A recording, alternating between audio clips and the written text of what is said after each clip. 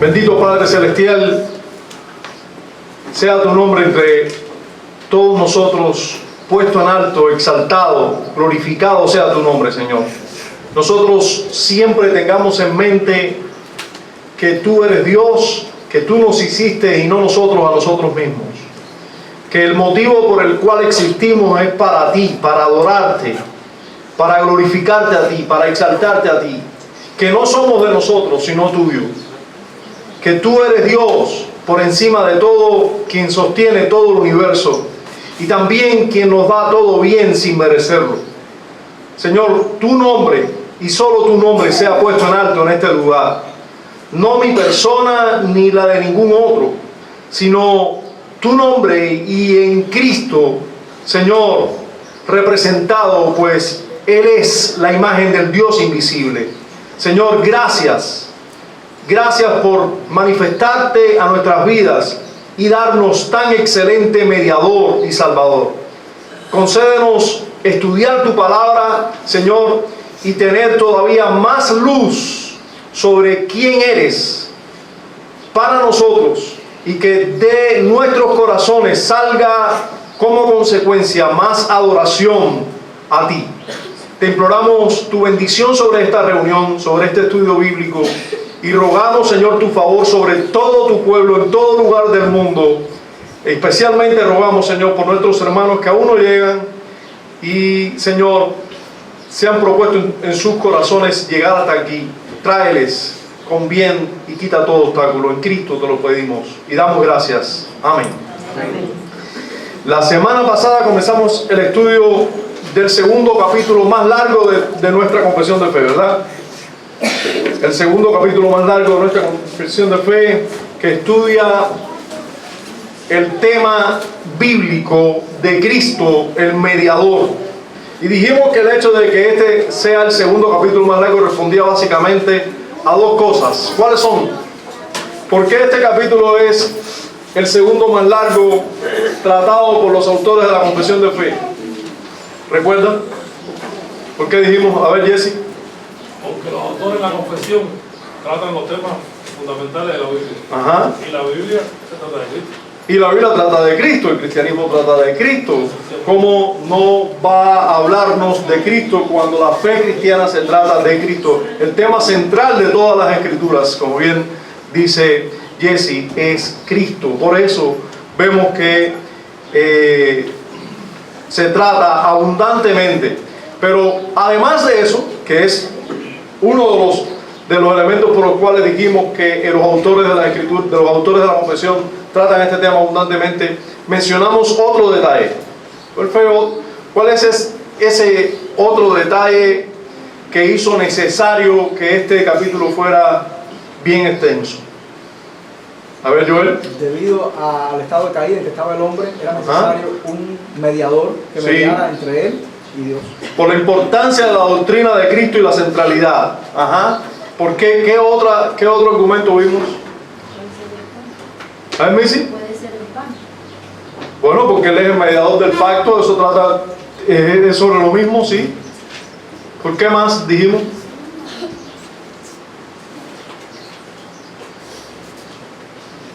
Dijimos que ellos, los autores de la confesión, también tratan este tema porque a lo largo de la historia del cristianismo muchas falsas doctrinas en relación a la persona de Cristo se han levantado. Y es lógico, si el cristianismo trata de Cristo, si la salvación del hombre depende de Cristo y lo que nosotros creamos de Él, por supuesto que el diablo va a hacer que sus enemigos o que se levanten doctrinas en contra de la persona de Cristo. Porque atacando a esta persona, su naturaleza, su función, su oficio, sus oficios, pues y la efectividad de ello, pues la doctrina cae abajo, la verdad cae abajo. ¿Y cómo hay salvación? Si la salvación es por creer y creer la verdad. Entonces, por eso también los autores de nuestra confesión de fe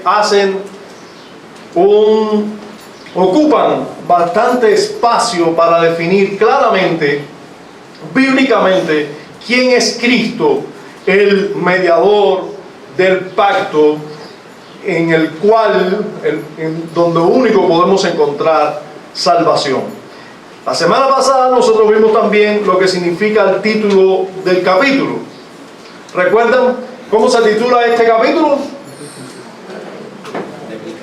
De Cristo el mediador. ¿Y por qué dijimos que se titula así este capítulo? A ver, ¿por qué dijimos que es importante también atender al título del capítulo y por qué ustedes creen que los autores de la confesión le pusieron así? Eso lo hablamos la semana pasada. A ver, Joel. Bueno, creo que debido al catolicismo que enseña que María es mediadora y corredentora juntamente con Cristo. Bueno, eso sería un argumento más, pero sí hablamos de la importancia de que Cristo sea el único mediador. Pero y eso es una de las cosas que ataca precisamente es a las falsas doctrinas como el catolicismo romano. Pero ¿qué otra cosa vimos? ¿Por qué se le titula a este capítulo de Cristo el mediador?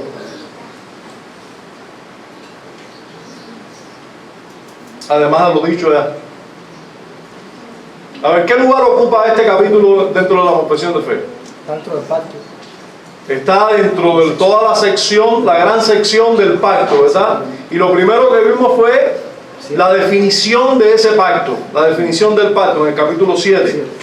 Y entonces ahora le sigue la persona principal de ese pacto, el mediador de ese pacto. Y por eso este capítulo nos trata de el mediador de este pacto. Y nos habla de que ese mediador no es nada más y nada menos que Jesucristo. Y el Hijo de Dios, ahora ese Jesucristo, que es el mediador del nuevo pacto, pudiera tener muchos títulos. ¿Cuántos títulos pudiéramos darle a Cristo? A ver, ¿cuántos títulos se le da en la Escritura a Cristo? A ver, recuérdeme alguno. Hijo de Dios, Hijo de Dios, Hijo de David, Hijo de David, Hijo del hombre, Hijo del hombre, Sarón, Mesías, la rosa de la Sarón, rosa de Sarón, el lirio de los valles, el primogénito entre los muertos, el primogénito de la creación. ¿Qué más? El camino, la verdad y la vida, el Cordero de Dios, el león de la tribu de Judá, la raíz del linaje de Abraham, ¿quién más? La simiente de Abraham, Emanuel, sí, que es Dios con nosotros. ¿Qué más? el verbo, el Salvador. Entonces, ¿por qué no le pusieron de Cristo el verbo? De Cristo el Salvador, de Cristo el Redentor, de Cristo el Dios con nosotros. ¿Por qué no lo pusieron así? Porque el capítulo del que se está teniendo, se proviene, y la sección donde está, pero además la función que ellos consideraron medular, sin quitar ninguno de esos otras verdades en relación a la persona y el nombre de Cristo. Lo que lo define quizás más ampliamente es de Cristo el mediador. Ya, por eso le titulan así, de Cristo el mediador. Ahora, hoy vamos a ver ya el segundo párrafo que hace declaraciones contundentes acerca de la persona de Cristo, el mediador. Hoy veremos la encarnación para el oficio de mediador. La encarnación para el oficio de mediador. Y se supone que si ya vamos a hablar de una encarnación es porque tenemos en mente a alguien que primeramente no era carne, ¿verdad? Estamos hablando de ese mediador, es alguien singular que no era carne y ahora se encarnó. Porque todos nosotros debemos tener bien claro quién es Jesucristo. Es Dios hecho carne. Es la segunda persona de la Trinidad, el Hijo de Dios encarnado. Ese es Jesucristo. De eso vamos a hablar, de la encarnación del mediador. Entonces aquí los autores de la confesión han estado hablando de cosas que habían sucedido. ¿Dónde? En el primer párrafo ellos han estado hablando de cosas que sucedieron cuándo y dónde. ¿Quieren leer el primer párrafo conmigo? ¿Cuándo y dónde? Sí. Primer párrafo conmigo, ¿quieren leerlo? ¿Lo puede poner? Sí. Sí, nosotros tenemos que saber que, o sea, sería muy bueno que usted y yo dediquemos tiempo durante toda la semana a estudiar lo que aprendimos en el día del Señor. A estudiar lo que aprendimos en el día del Señor, toda la semana. Y cuando lleguemos aquí, o sea, recuerde, hermano, que hay un día de adoración pública donde Dios nos habla, donde Dios usa medios para hablarle a su pueblo. Ahora, ese día Dios habla abundantemente a la iglesia y Dios habla todos los días. Pero el día en el que Dios nos habla más gloriosamente es en el día que Él escogió para que todos la adoremos públicamente, y usa todos los medios para que su palabra llegue a nosotros. Nosotros deberíamos rumiar esa palabra, nosotros deberíamos estudiar esa palabra, escudriñar esa palabra. Así que aunque usted pueda leer otros libros, estudiar otras porciones de la Escritura, la porción y aquellos temas que estudiamos en el día del Señor deben ser objetivo de nuestro estudio durante toda la semana, para no llegar aquí, para no perder lo aprendido, y también para poder llegar aquí con el material fresco para seguir incorporando contenido nuevo. Les recuerdo, ya este es el segundo, no tienen allá. Bueno, el primer párrafo del capítulo 8 de nuestra confesión, el que vimos el domingo pasado, dice así: agradó a Dios en su propósito eterno, ¿verdad?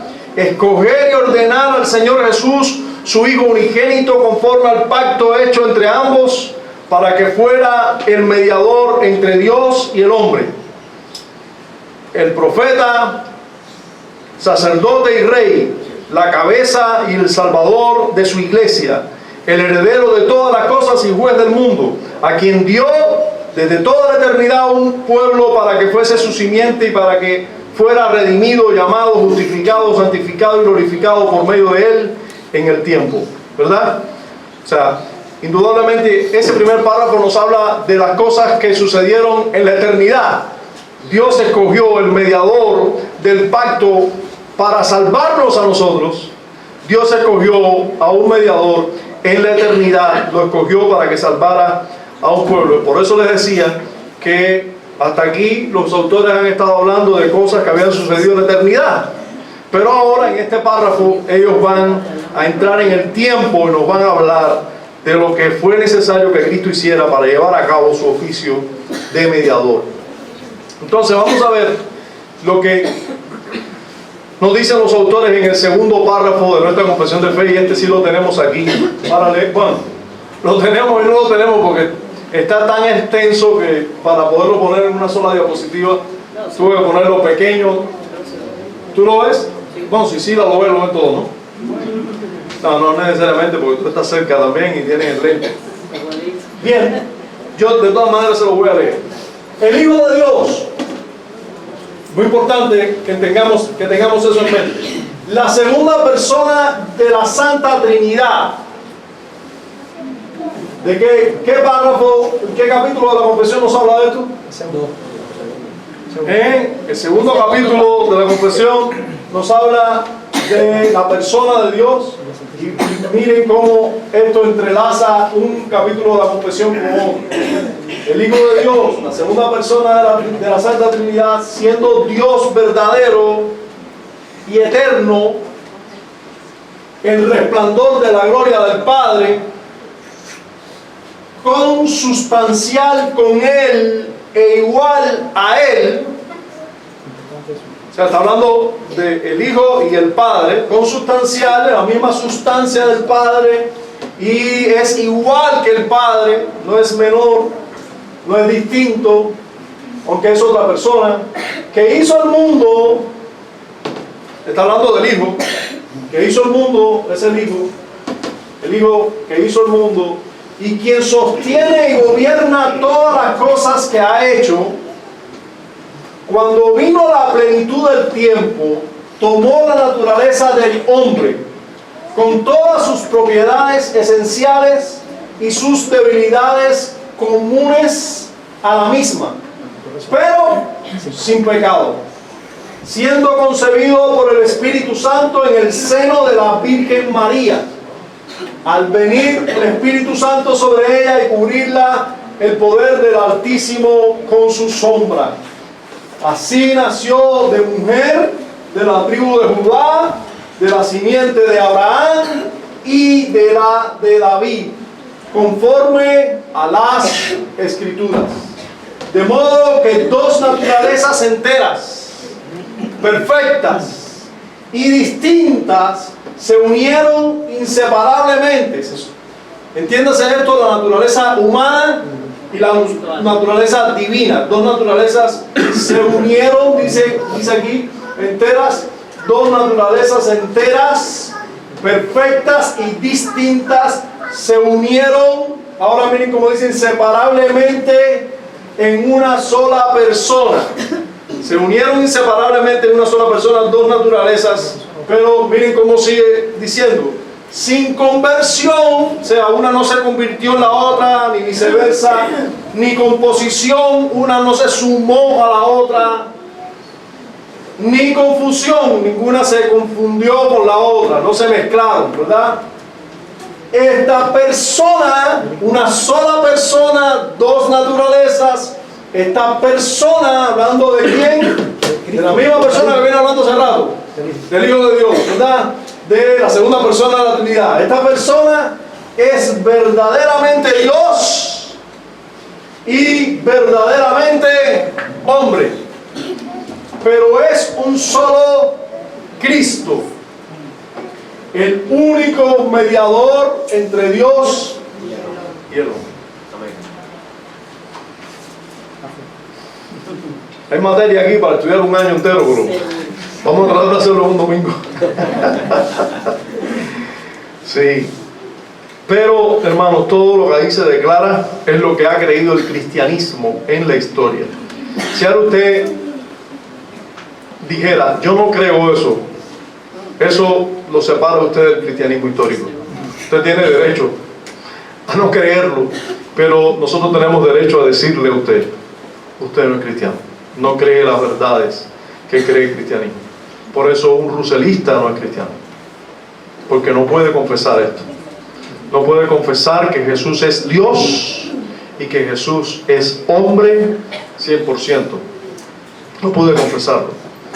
Por eso usted va a ver que hay sectas que usted pudiera decir, ay, pero mira, yo los conozco y son buenas personas, todo lo que tú me digas.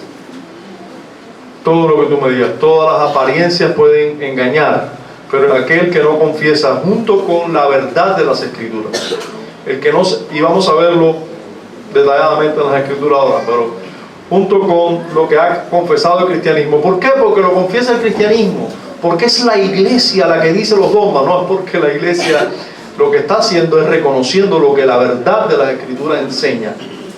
Y la verdad que ha reconocido el cristianismo históricamente, la verdad de las Escrituras que ha reconocido el cristianismo históricamente en relación a la persona de Cristo, su encarnación está reflejada en ese párrafo, que es una confesión histórica simplemente.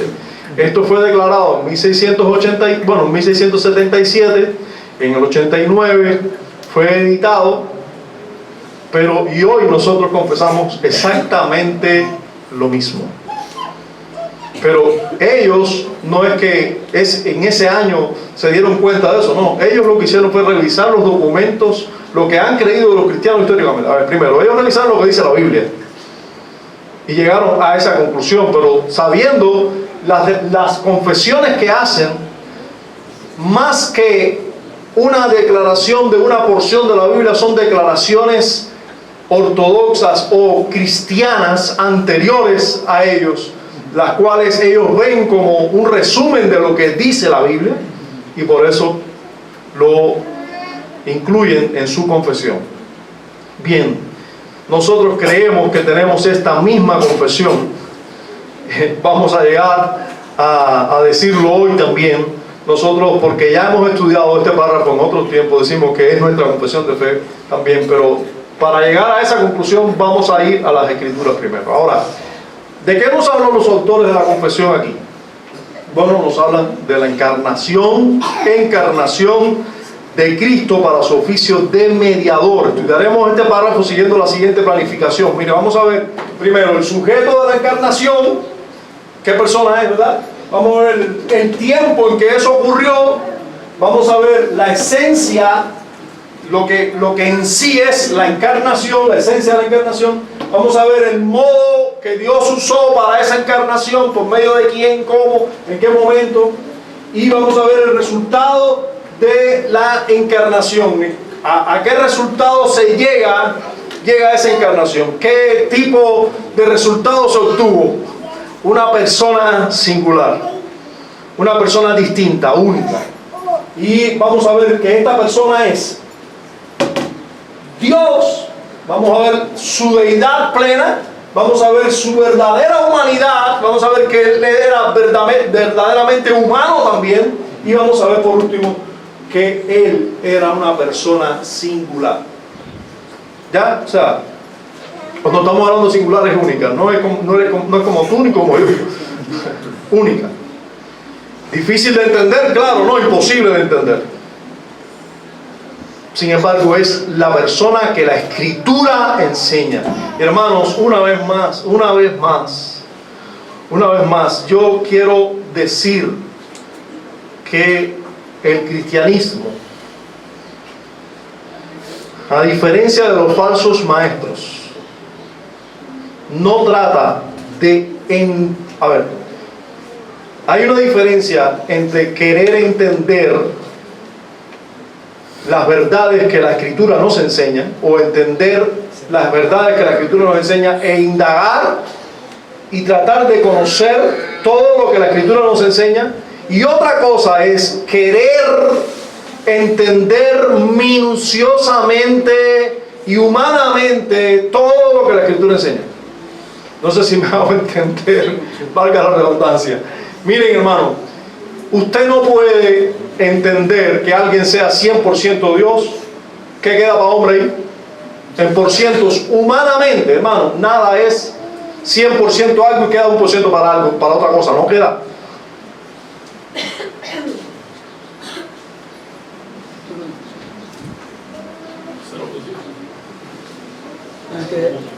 A lo mejor está boca arriba. No, esto no tiene que ver con...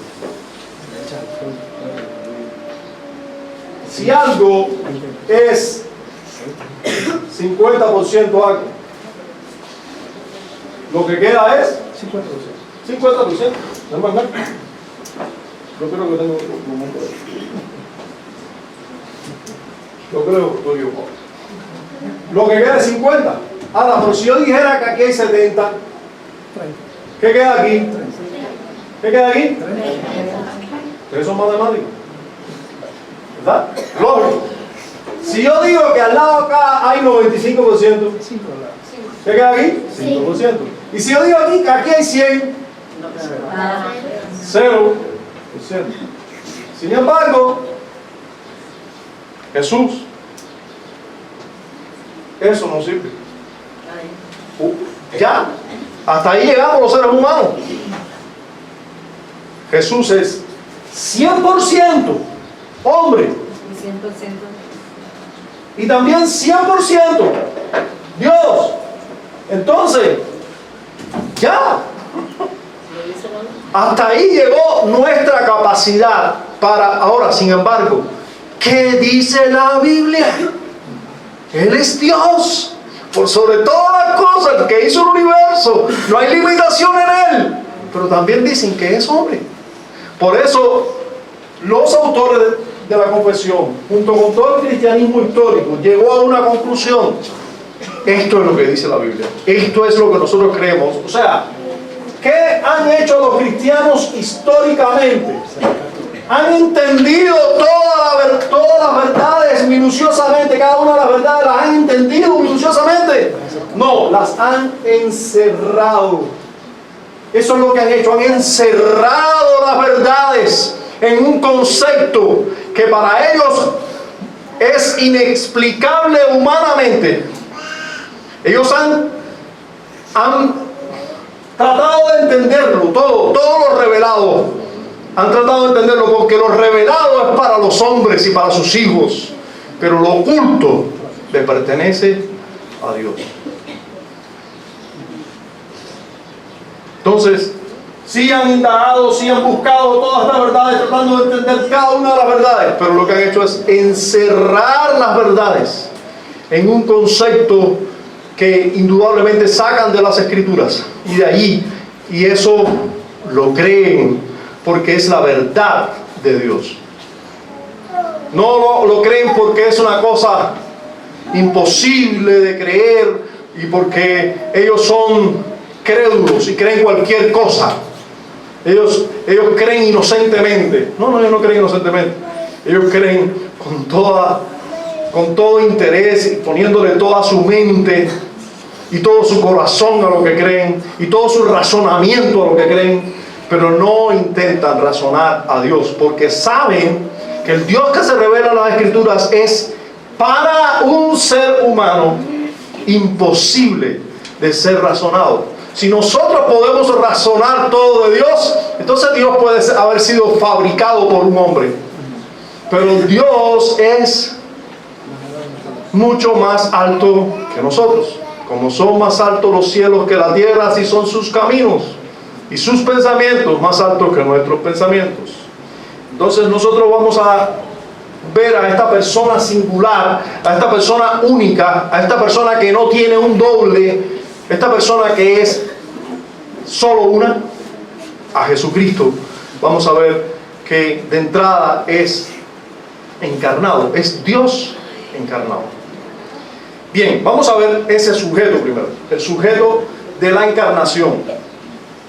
Bien, los autores de la confesión nos lo dicen claramente, es el Hijo de Dios, es la segunda persona de la Santa Trinidad, siendo Dios verdadero y eterno, siendo el Dios verdadero y el Dios eterno, ¿verdad? El resplandor de la gloria del Padre, consustancial con Él, de la misma sustancia del Padre, igual al Padre, que hizo el mundo y quien sostiene y gobierna todas las cosas que ha hecho. Ese es el que se encarnó. ¿Qué ustedes creen de eso? Cuéntame. Ese es el encarnado.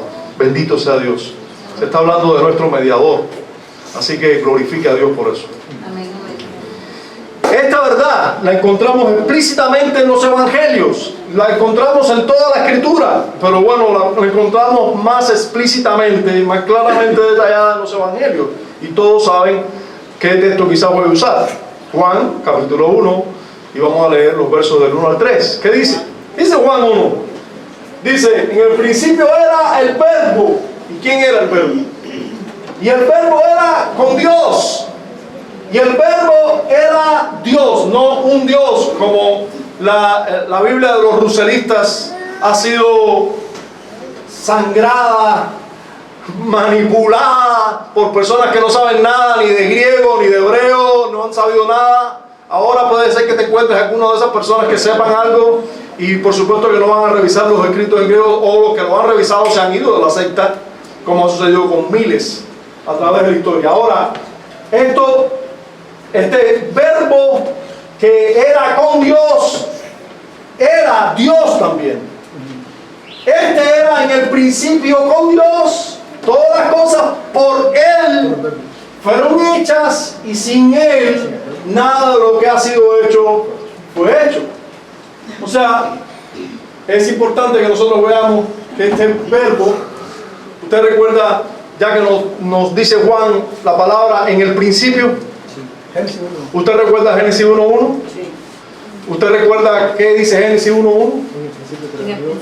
En el principio creó Dios, o Elohim, Dios es Dios, plural, los cielos y la tierra. Y la tierra estaba desordenada y vacía, y dijo Dios, sea la luz, y fue la luz.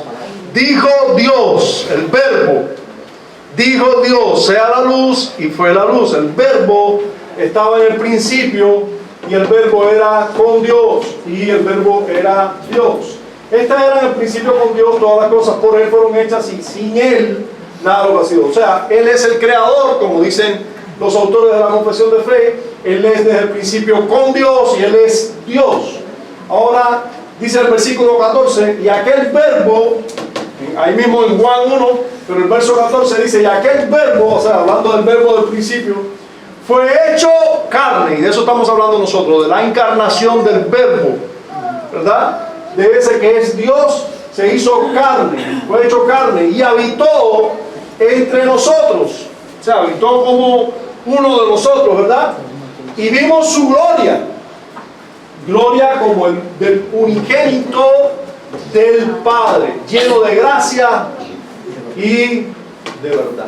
Entonces, esta persona encarnada es el verbo que habitó o tabernaculizó o hizo un tabernáculo. Por cierto, todas las veces que Dios habitó entre su pueblo, todas las veces que Dios habitó entre su pueblo, mandó a hacer un tabernáculo o un templo, ¿sí o no? Cuando Dios iba a mostrar su presencia, cuando Dios iba a estar presente entre el pueblo suyo, Dios siempre hizo un tabernáculo, mandó a hacer un tabernáculo o mandó a hacer un templo para él habitar allí. Bueno, qué casualidad, se usa la misma palabra aquí. Cuando usted busca en griego, esta palabra es la palabra, no sé cuál es la palabra, pero quiere decir también tabernaculizó. Hizo un tabernáculo entre nosotros y vimos su gloria, gloria como del unigénito del Padre, o sea, el Hijo del Padre, el único Hijo del Padre, el primero y el único del Padre, lleno de gracia y de verdad. Ahora, hasta aquí vemos claramente que fue el Hijo encarnado. Ahora, déjenme decirle que como ya habíamos adelantado, este párrafo tiene contenido para estudiar todo un año y no podemos ir verso por verso enseñando todo lo que quiere decirnos. Queremos estudiar panorámicamente este párrafo. Usted puede estudiar. Hay libros así, hablando solo de este tema. Así, gordos así. Hablando solo de este tema. Ha habido controversias a lo largo de la historia, solo por entender claramente estos versos que han sido citados. Ahora bien, nosotros vamos a seguir adelante. Nosotros vamos a estudiar panorámicamente este párrafo. Si usted tiene alguna duda, lo pregunta al final, abordamos brevemente, pero también tenemos toda una semana para seguir aclarando cualquier duda. Ahora, también los autores de la confesión nos hablan de cuándo fue que sucedió eso. ¿Cuándo fue que sucedió esa encarnación? Bueno, el tiempo de la encarnación no fue. Los autores de la confesión simplemente dicen esto: cuando vino la plenitud del tiempo, cuando Dios determinó, ¿verdad? La plenitud del tiempo tomó la naturaleza del hombre, y ellos van a usar, ustedes van a ver, términos bíblicos. Vamos a ver lo que dice Gálatas 4:4. Recuerden que estamos hablando del mismo Hijo de Dios, eternamente engendrado, o sea, no con un comienzo, sino ese dice, pero cuando vino el cumplimiento del tiempo, Dios envió a su Hijo, con mayúscula, nacido de mujer y nacido bajo la ley. Dios lo envió y este nació de una mujer y nació bajo la ley. En un momento determinado que solo Dios sabía, Él envió a su Hijo y así fue encarnado.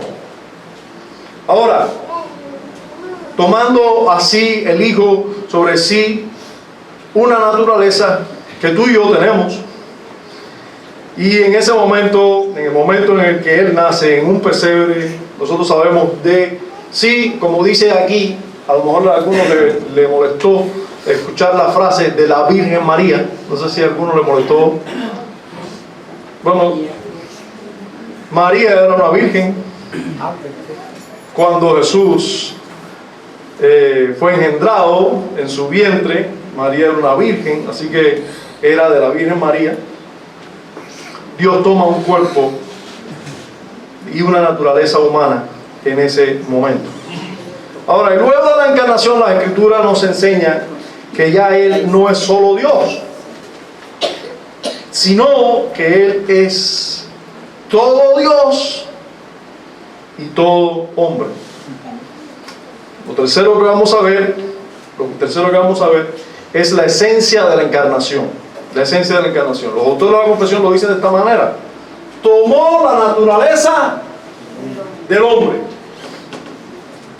con todas sus propiedades. Sí, todas sus propiedades esenciales y sus debilidades comunes también, con todas las debilidades comunes a la misma. Fíjense, todas las propiedades esenciales y todas las debilidades comunes de la naturaleza humana, pero sin pecado. O sea, lo único que no heredó Cristo fue la herencia que tuvimos en Adán por el pecado y de la transgresión de Adán. Sin embargo, la naturaleza humana, con todas sus debilidades, sí la asumió Cristo. O sea, sí, la segunda persona de la Trinidad, al encarnarse, no solo es Dios, ahora también es hombre. Tomó la naturaleza humana.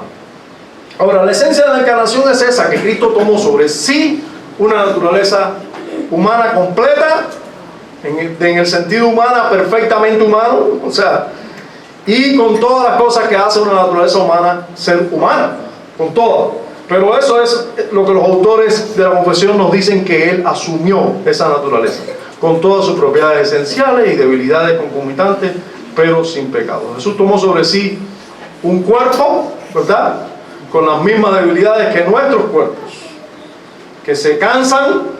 ¿Se cansa tu cuerpo? Cristo, siendo Dios, como es humano también, se cansa, o al menos se cansaba cuando vivía en este mundo. ¿Tienen sed los seres humanos? ¿Dios puede tener sed? Dios no puede tener sed, pero Cristo como humano sí tiene sed. ¿Puede tener hambre o sueño Dios? No, pero un ser humano sí. Cristo, por lo tanto, al tomar la naturaleza humana, tiene hambre, tiene sueño, tiene que dormir, ¿ya?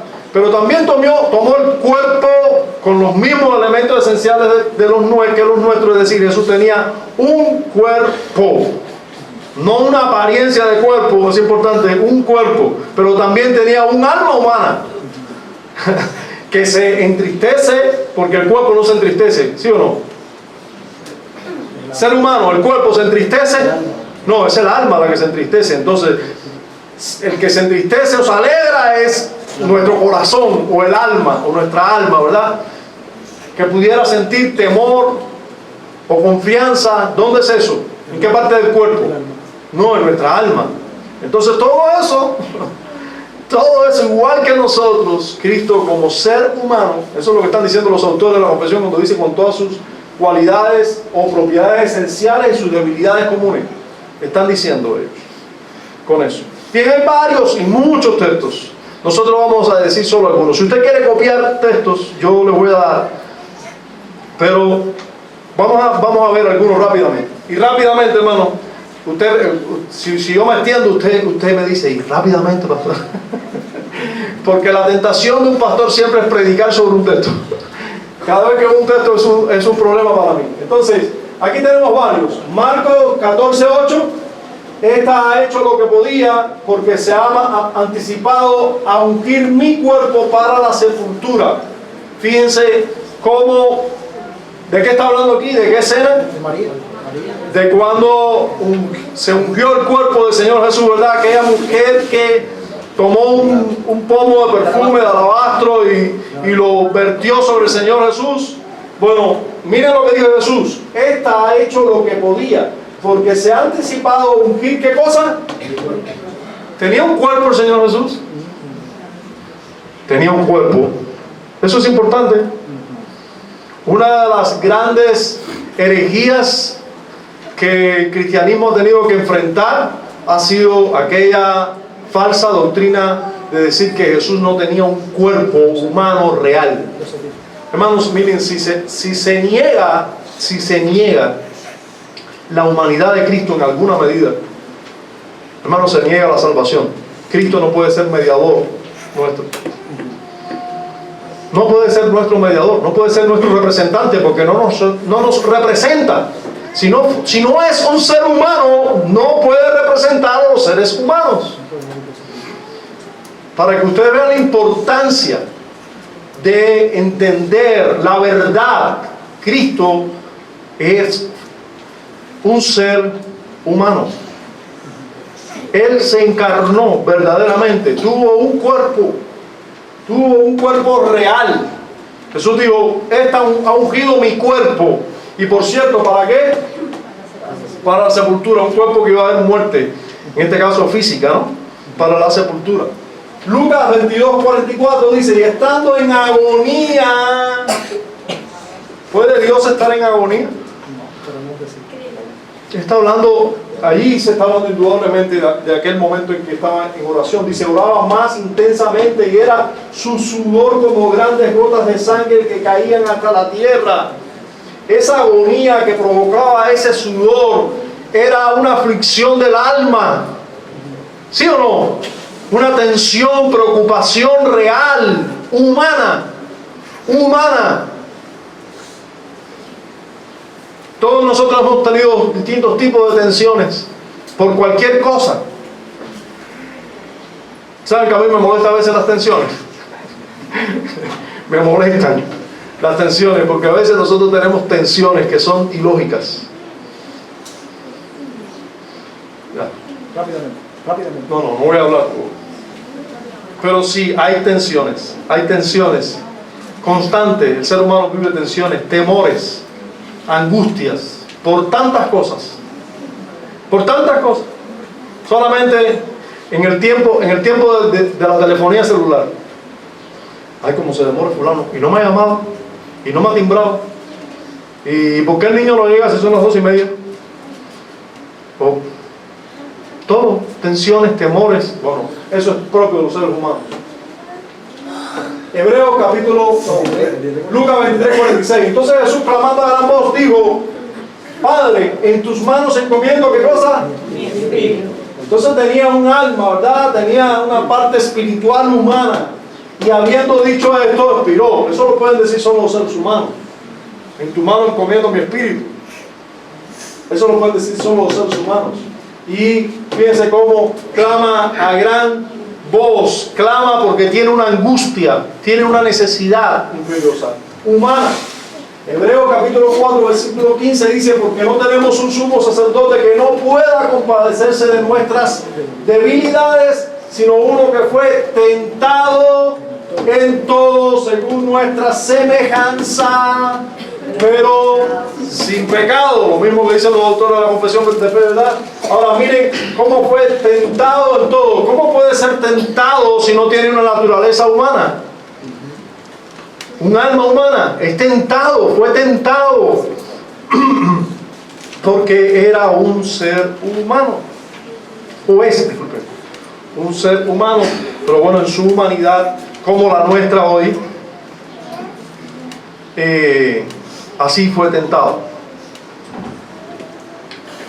Ahora, ¿cómo fue o cuál fue la forma en la que se llevó a cabo esa encarnación? ¿Cómo lo hizo Dios? Bueno, el modo de la encarnación se narra también en el párrafo. Dice, siendo concebido ¿por quién? Por el Espíritu Santo en el seno de la Virgen María. ¿Verdad? Fue concebido por el Espíritu Santo en una mujer virgen que no había tenido relación sexual ninguna aún. Al venir el Espíritu Santo sobre ella y cubrirla, el poder del Altísimo con su sombra. Así nació de mujer. Así nació de una mujer de verdad, de la tribu de Judá, nació descendiente de la tribu de Judá, ¿verdad? De la simiente de Abraham y de la de David, conforme a, como dice quién, como ya Dios había anunciado que iba a nacer el Salvador, el Mediador, el Mesías, ¿verdad? Así. Ahora, ¿cómo fue que Cristo pudo hacerse hombre? Esa misma pregunta se la hizo la Virgen María cuando el ángel anunció que estaba encinta. El ángel Gabriel está allí con María anunciándole que estas cosas iban a suceder, y entonces ella se preguntaba al igual que nosotros, ¿cómo será eso? Puedes pasar la diapositiva que lo tengo en Lucas ahí. Entonces María dijo, no, sí, entonces María dijo al ángel, ¿cómo será esto? ¿Cómo es eso? Pues no conozco varón. Respondiendo el ángel le dijo, el Espíritu Santo vendrá sobre ti y el poder del Altísimo te cubrirá con su sombra. Al venir el Espíritu Santo sobre ella y cubrirla, el poder del Altísimo con su sombra. Qué antibíblicos son los autores de la confesión, ¿verdad? Usan exactamente la misma palabra de la Biblia. Entonces, hermanos, sí, por eso es que nosotros decimos que confesamos lo mismo que ellos, porque nos hemos dado cuenta que son totalmente bíblicos. Entonces, el poder del Altísimo te cubrirá con su sombra, por lo cual también el santo ser que nacerá será llamado Hijo de Dios. El santo ser que nacerá será llamado Hijo de Dios. Este ser que nacerá, ustedes no lo pongan en el listado de hombres solamente, porque no es un hombre solamente. Fíjense, vino el ángel, y el ángel dijo, el santo ser que nacerá. Ese santo ser que nacerá es singular. No hay uno como él. No te lo quieras explicar. Es un santo ser. El santo ser que nacerá será llamado Hijo de Dios. Hijo de Dios. Y en Romanos encontramos esa verdad bien clara, ¿verdad? Ya les conté lo que me pasó una vez con este texto. Sí, dice Jonathan que sí se acuerda. ¿Viste? Jonathan sí se acuerda. Por lo menos hay alguien que me escuche aquí. No, eso fue en una disputa con testigos, con ruselistas, llamados falsamente testigos de Jehová. Y yo, como estaba rodeado de ruselistas y era yo solo, yo dije, bueno, Señor, yo me preparé para esa disputa. Pero eran muchos. Y yo dije, Señor, yo era todo el tiempo, Señor, ayúdame, Señor, ayúdame, Señor, ayúdame. Y uno de ellos cogió la Biblia y dijo, haz silencio, que tengo un pasaje bueno aquí. Y empezó a leer Romanos, capítulo 9, versículo 4, y cogió y en el 5 se inspiró más, porque estaba hablando de Abraham y todo eso. Dice, miren, y Romanos 9, y cogió el 5 y dice, de quienes son los patriarcas y de los cuales según la carne vino Cristo, el cual es Dios sobre todas las cosas. Y entonces dice, pero no, este no es el texto. Dios, mira, Dios te está diciendo, te está hablando con tu propia Biblia y te está dando luz. Un texto que yo no busqué, que yo no encontré, lo encontraste tú. Claramente se nos dice que Él es Dios sobre todas las cosas. Y es bendito por los siglos, amén. ¿A quién se le puede decir eso si no solo a Dios? A ningún ángel se le dice eso. Es Dios sobre todas las cosas y es bendito por los siglos. Ningún ángel merece ese cualificativo. Ese es mi testimonio, que yo así se acordaba.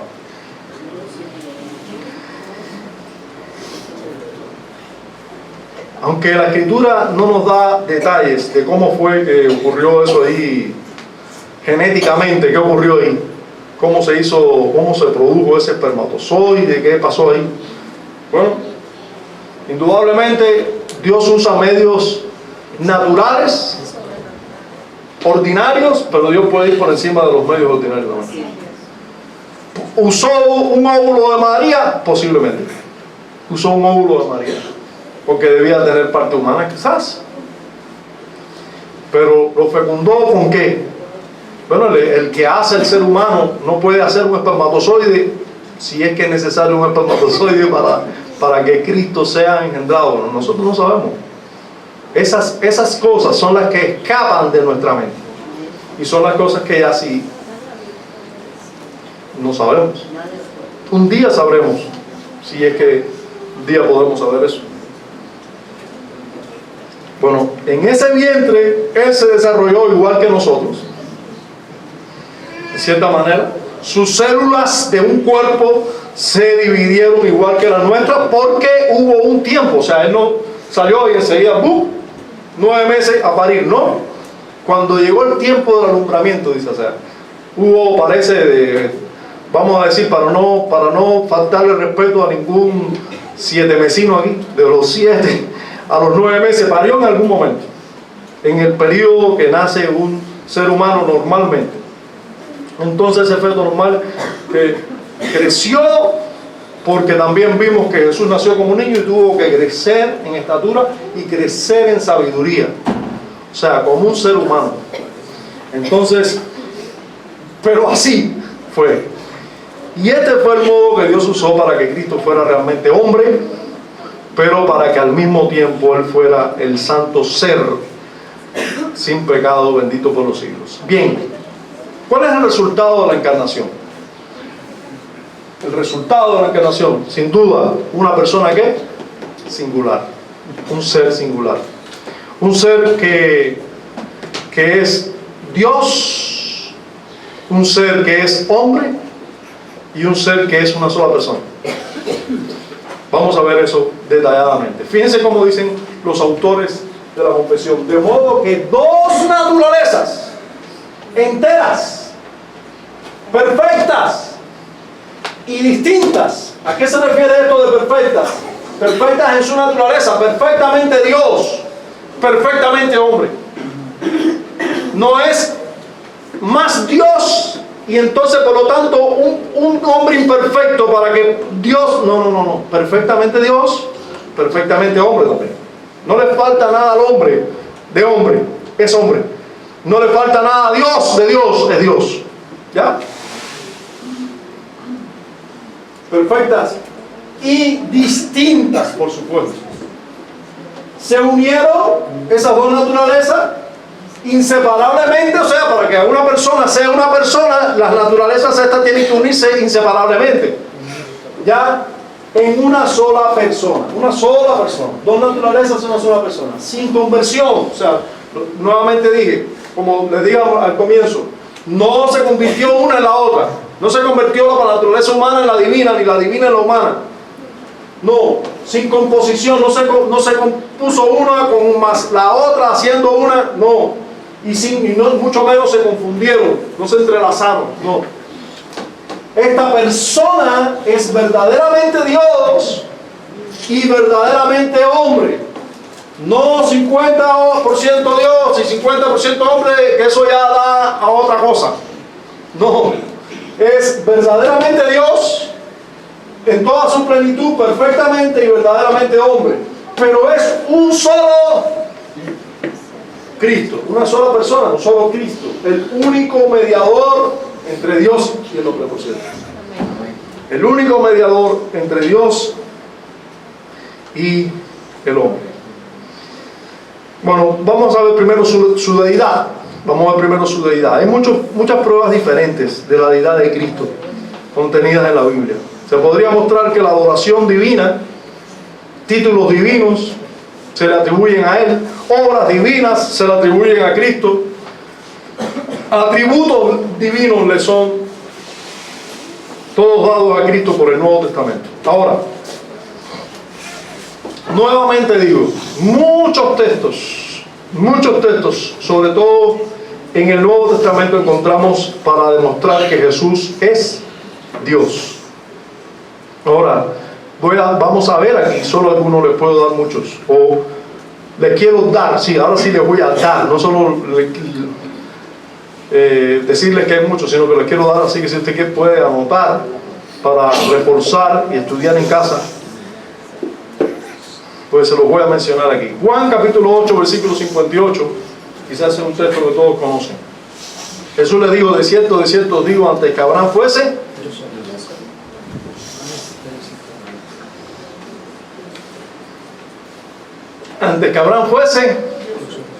entonces Él existe antes de Abraham, ¿verdad? Los ruselistas arreglan esto con algo. Claro, porque Él es un hijo de Dios. Y como es un hijo de Dios, Dios lo creó primero que todas las cosas y por eso es primero que Abraham. Sí, pero el asunto es que Jesús está diciendo algo más aquí. Jesús está diciendo, antes que Abraham fuese, yo soy. Y cuando dice yo soy, está recordándole a los judíos cuál es la naturaleza de Dios mismo. Porque cuando Dios se le revela a Moisés, Moisés le dijo, bueno, ¿y quién es el Dios que me manda? ¿Cómo le digo que es tu nombre a los israelitas? Dile, yo soy, y te envío a vosotros. Y los israelitas entendieron muy bien lo que Jesús les dijo. A lo mejor hay un rusalita que dice, no, eso es que quiere decir que él es creado antes. Y por eso es antes que Abraham, porque él fue creado antes. Pero los judíos, a los que se les dijo esto, entendían muy bien lo que Jesús estaba diciendo. Fíjate, si entendían muy bien que después querían apedrearlo. Querían apedrearlo porque siendo hombre quería hacerse igual a Dios. Porque dijo, antes que Abraham fuese, yo soy. Está diciendo, yo soy el que soy. Entonces, a Cristo se le aplican repetidamente pasajes del Antiguo Testamento. ¿Usted sabe eso? Que utilizan el título divino Jehová o Yahweh. Hay muchos textos. Sería importante estudiarlos. Dios hablando de sí mismo como el Yahweh. Y sin embargo está hablando de Cristo, claramente. Textos como ese, si usted lo quiere anotar, Joel 3:32, Romanos 10:13, o sea, con Romanos 10:13, para que vean que Joel 2:32, que es Jehová, el que se menciona ahí, se expresa ahí, es lo mismo que dicen en Romanos 10, versículo 13.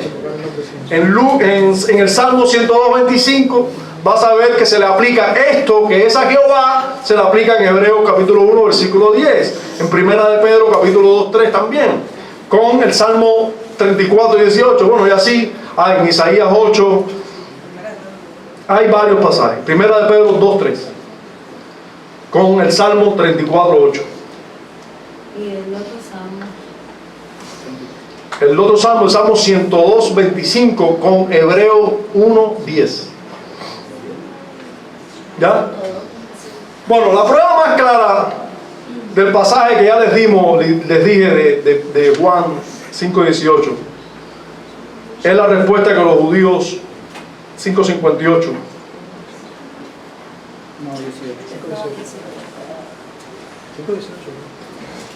Sí, ahora es 5:18. Dice, por esto, es 5:18, mira a ver. Dice, por esto los judíos aún más procuraban matarle, porque no solo quebrantaba el día de reposo, sino que también decía que Dios era su propio Padre, haciéndose igual a Dios. Bien. Bueno, ya vimos Romanos capítulo 9, verso 5, el cual es Dios sobre todas las cosas, bendito por los siglos, y está hablando de su procedencia natural, humana. Fíjense, usted se da cuenta de quiénes son los patriarcas y de los cuales, de los patriarcas, según la carne, humanamente, vino Cristo. O sea, vino el Mesías, vino el ungido, vino el enviado de Dios, vino el mediador, vino por los patriarcas, según la carne. Pero inmediatamente el apóstol Pablo, que tiene mejor doctrina que nosotros, dice, el cual es Dios sobre todas las cosas, bendito por los siglos. Amén. Bien, en Primera de Juan, capítulo 5, versículo 20, es un texto también explícito, que dice, pero sabemos que el Hijo de Dios ha venido y nos ha dado entendimiento para conocer al que es verdadero, y estamos en el verdadero, en su Hijo Jesucristo. Este es el verdadero Dios y la vida eterna. Sí, hermano. Si usted no quiere creer eso, no lo crea, va directo al infierno, porque si no creéis que yo soy, en vuestros pecados pereceréis. Bien, hemos visto o hemos hablado de su deidad, así como dicen los autores de la confesión, que Él es completamente Dios, perfectamente Dios, y no deja de ser Dios, pero también es perfectamente hombre, o sea, es un ser humano. Como Dios es también un ser humano, eso es lo que enseña la Escritura, que también es un ser humano. Entonces, vamos a ver esa verdadera humanidad. Hay 7 argumentaciones para la verdadera humanidad de Cristo que dejan claro su base y carácter bíblico. De algún lugar lo tomé, no sé cuándo encontré estas 7 declaraciones, pero las tengo resumidas en nuestra clase. Y como las tomé hace algún tiempo, no recuerdo ahora la fuente, y por no poner la fuente, mala maña mía, no tengo la fuente, pero aquí tenemos una de las declaraciones que podemos hacer. La promesa, primero se promete un hombre. La promesa de un hombre, las predicciones y las profecías. Las predicciones y profecías en el Antiguo Testamento prometían que el Mesías de Israel sería un hombre. O sea, el Salvador, el mediador, debía ser un hombre. Eso lo vemos en Isaías capítulo 7. Dice, por tanto, el Señor mismo dará señal. He aquí que la Virgen concebirá y dará a luz un hijo, ¿verdad? Y llamará su nombre Emmanuel. ¿Qué dice Génesis 3:15? Pondré enemistad, Dios le dice a Satanás, pondré enemistad entre tu simiente y la simiente de la mujer. Esta te herirá en la cabeza y tú le herirás en el calcañar. Entonces el Salvador prometido iba a ser simiente de una mujer, iba a nacer de una mujer. Entonces todas las promesas debía ser un hombre, ¿ya? Entonces, y aquí en Isaías dice aquí que la Virgen, se nos da más datos, ¿verdad? La mujer iba a nacer de la mujer, pero iba a nacer de una mujer virgen y dará a luz un hijo y llamará su nombre Emmanuel, que es Dios con nosotros. Bien, ahora en Isaías 52, versículo 13 también se promete que iba a ser un hombre. Dice aquí que mi siervo será prosperado, será engrandecido y exaltado y será puesto muy en alto. Entonces, el siervo, el ungido de Dios, iba a ser siervo de Dios, pero también será prosperado. Esto indica siempre algo humano, porque Dios no puede ser prosperado, ¿verdad? Dios habita en máxima prosperidad y gloria, no puede prosperar. Entonces será prosperado, será engrandecido. Dios no puede ser engrandecido. Un hombre puede ser engrandecido, Dios no. Y exaltado un hombre. Ahora, también la designación de un hombre. En Hechos capítulo 2:22 y 13:38 y 17:31 se encuentra esto, pero en 1 Corintios claramente. 1 Corintios 15:21. Porque por cuanto la muerte entró por un hombre, también por un hombre la resurrección de los muertos. O sea, tenía que ser un hombre. La muerte vino por ¿qué hombre? Adán. Y la resurrección, así es. En Tito, en 1 Timoteo, disculpen, capítulo 2, versículo 5, dicen, porque hay un solo Dios y un solo mediador entre Dios y los hombres. ¿Y quién es? Jesucristo, hombre. Jesucristo, hombre. Es importante que nosotros entendamos así su humanidad.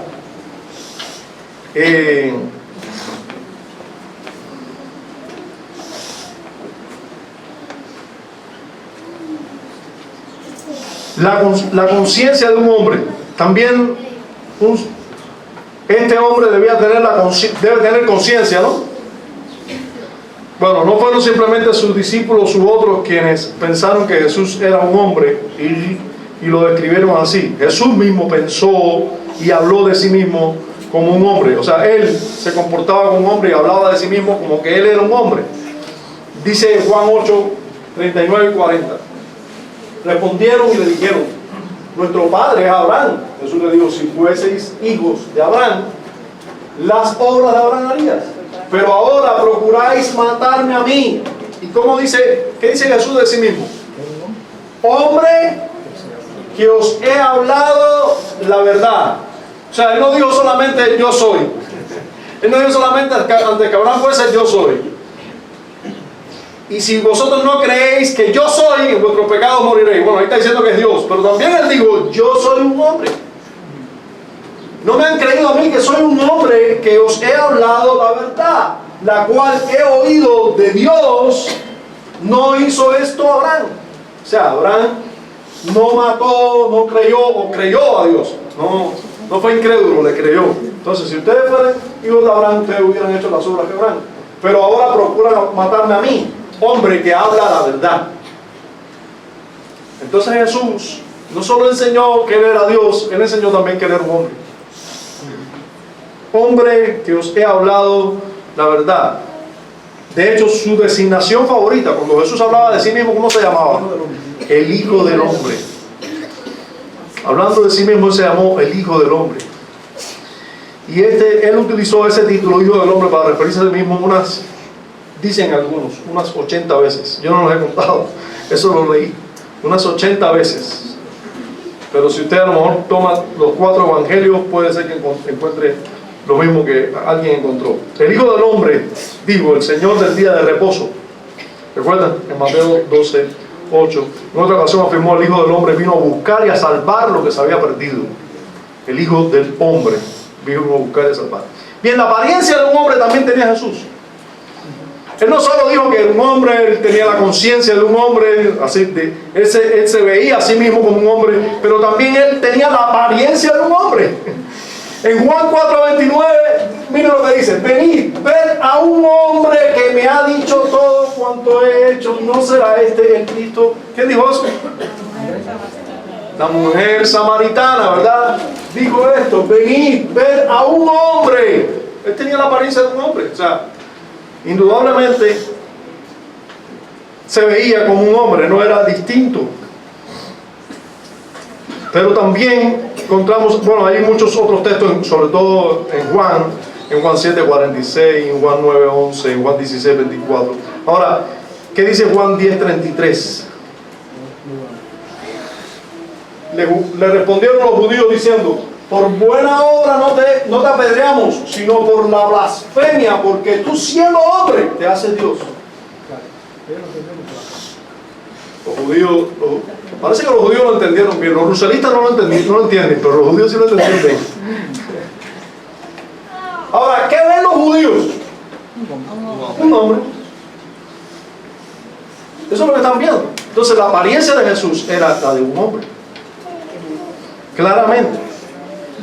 Entonces Jesús parecía un hombre igual que todos. Jesús no solo aparentaba ser un hombre, él era un hombre, totalmente un hombre. Debemos recordar que si hubiéramos vivido en la tierra en tiempos de Jesús, él no nos habría parecido diferente a otros hombres. ¿Usted recuerda el pasaje en que Judas tuvo que ir y dar un beso para que los otros lo identificaran? Porque era un hombre igual que el resto de los discípulos, no era distinto, no era rubio, alto y de ojos azules como lo pinto por ahí, muy europeo, para nada. Sí, se parecía más quizás a Giovanni y Giovanni, así, ese colorcito. No sé, no estoy haciendo ninguna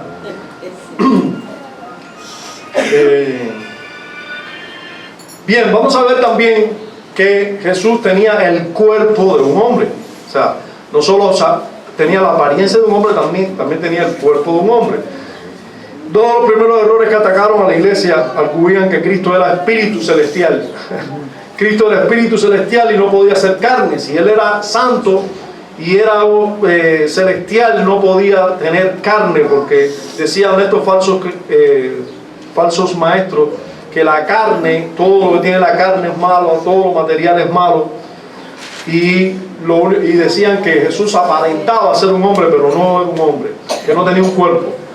Las frecuentes afirmaciones bíblicas de que él poseía un cuerpo real, contradicen esto, y hay muchas afirmaciones.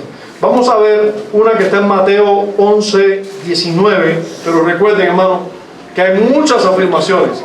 Afirmaciones de Jesús como un cuerpo, si usted lo va a notar, tengo varios textos para eso, que Jesús tenía un cuerpo de un hombre. Hebreos 10:5, Marcos 14:8, Mateo 26:12 y 26, Lucas 7:44 y 46, Juan 13:23. Y voy a ver esta. Mateo 11:19 dice: vino el Hijo del Hombre que come y bebe, y dicen: he aquí un hombre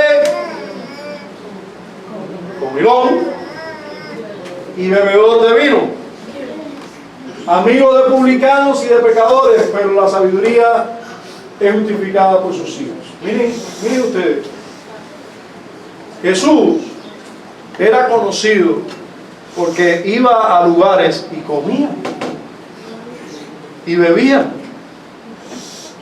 Incluso algunas personas decían comelón y bebedor. Yo pregunto, si no se tiene un cuerpo, ¿para qué quiere comer y beber? Díganme ustedes. Por eso todos somos conscientes que Andrés tiene un cuerpo.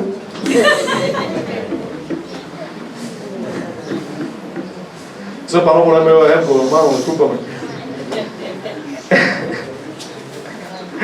El alma también tenía, no solo el cuerpo de un hombre, tenía el alma de un hombre. El sufrimiento de Jesús implica el importante punto de que Jesús poseía un alma genuinamente humana. Ciertamente el sufrimiento en el huerto fue principalmente espiritual, más bien que físico. Y vuelvo a usar quizás textos similares.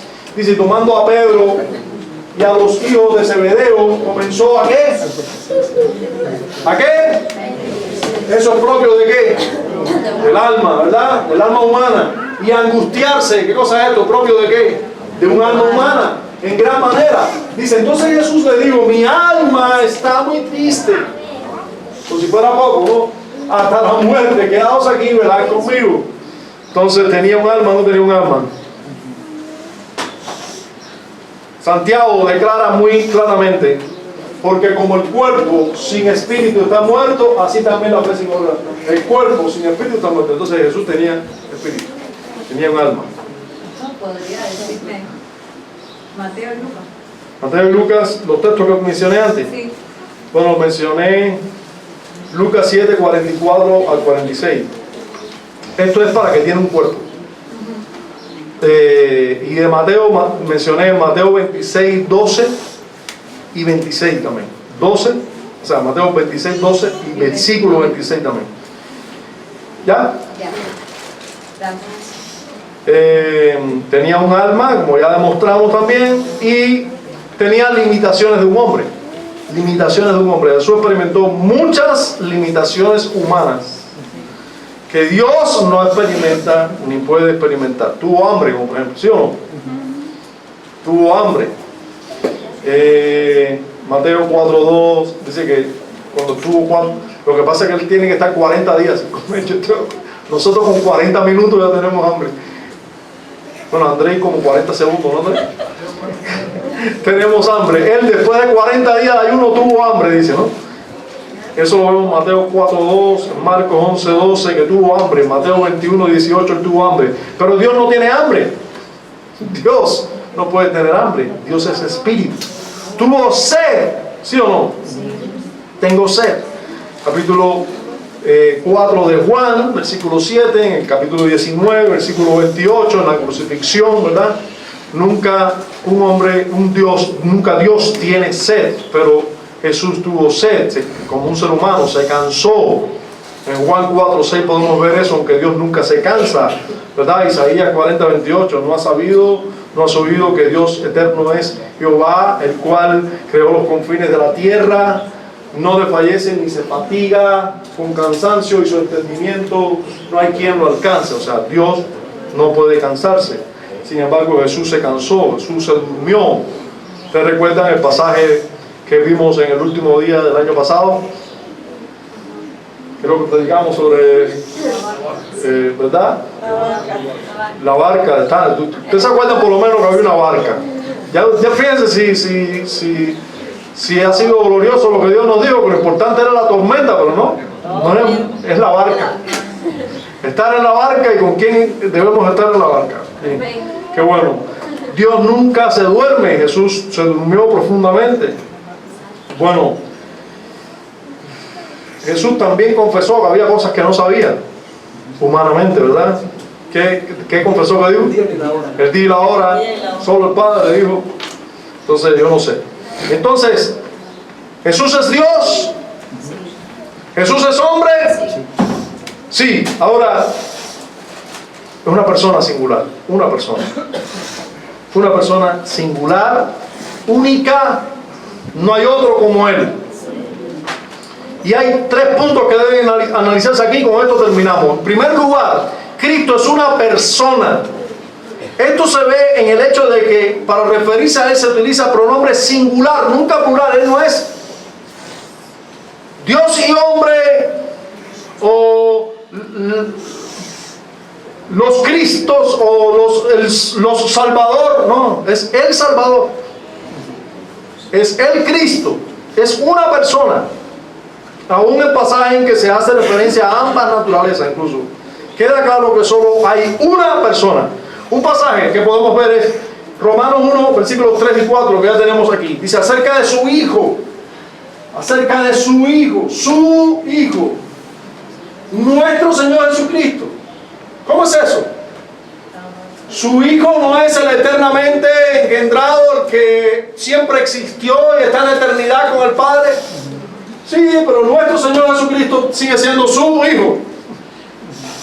Ese eternamente engendrado, segunda persona de la Trinidad, igual al Padre, que era del linaje de David. Fíjense que según la carne vino, y ese es del linaje de David, según la carne es del linaje de David, que fue declarado Hijo de Dios con poder, según el Espíritu de santidad, por la resurrección de entre los muertos. Entonces es una sola persona, su Hijo Jesucristo, una sola persona. El Hijo de Dios, una sola persona. Aunque hayan 2 naturalezas, una sola persona. ¿Ya? Difícil para la mente. En segundo lugar, esa persona es el Hijo eterno de Dios. El Hijo eterno de Dios. Gálatas 4:4, pero cuando vino el cumplimiento del tiempo, Dios envió a su Hijo.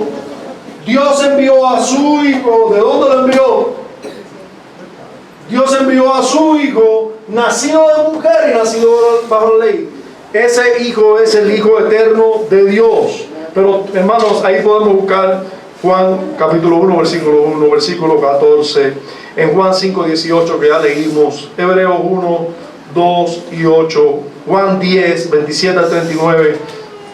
Mis ovejas y yo y el Padre me las dio el Hijo eterno engendrado. Ese es esta persona.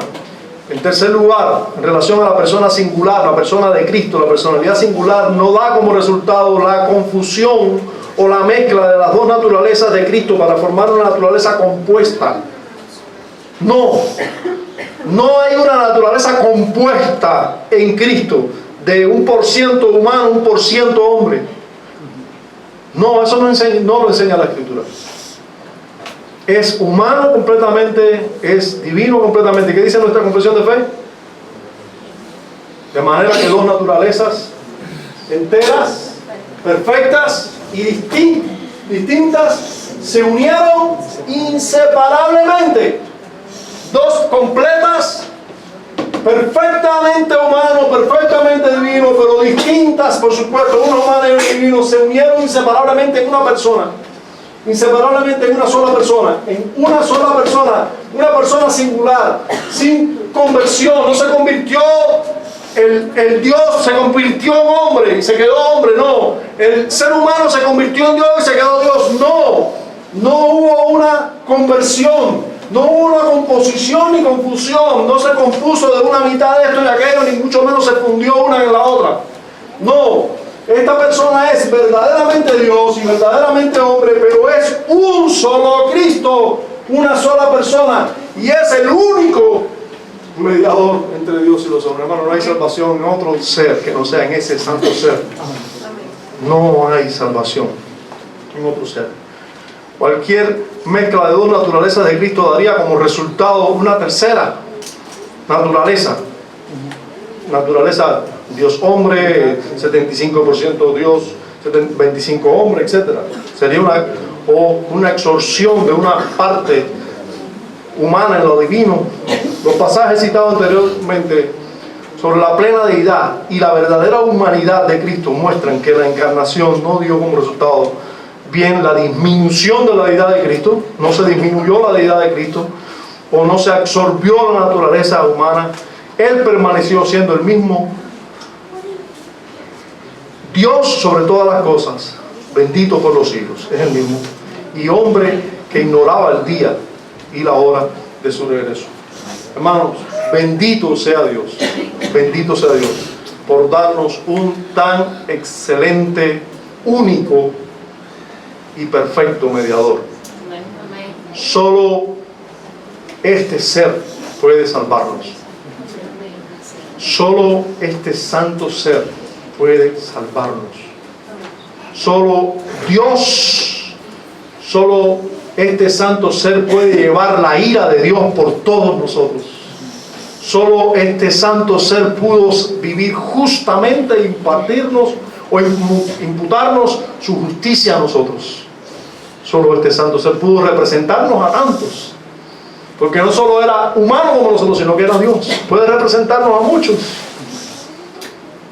Bendito sea Dios por este santo ser. Gracias por tan glorioso mediador. Dios, toda la gloria es tuya. Amén.